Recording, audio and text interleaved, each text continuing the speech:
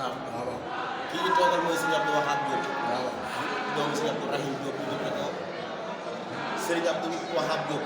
waaw doon jàmbaar lool ci kër maamam. ba tax tey kër gi di géwal loolu kii fii bàyyi ko comme ni mu ko baaxoon defee ci kër yi ñëw seet si ko kii moom kii toog nag mooy Serigne Abdou Wahab Diop di jàmbaar lool ci ëttu maamam. ba tax kër gii di géwal loolu TV ñëw seet si ko fii mu ne ci dalawaayam wax bisu maamam bii di Serigne Massamba Diop Sam. bis bi nga xam ne Serigne Massamba Diop Sam ginnaaw bi nga xam ne Serigne Massamba Diop Sam fekk na Cheikhoul Khadim Sam Sarr looloo sabab Serigne Massamba Diop Sam bàyyeekoo nga xam dama dem liggéey di Cheikhoul Khadim. sant dëkk bi ci 1906. sant gi sant dëkk bi nag looloo waral taalibe yëpp àndandoo di woote bis bii. kii nag toog nag mooy Serigne Abdou Wahab Diop.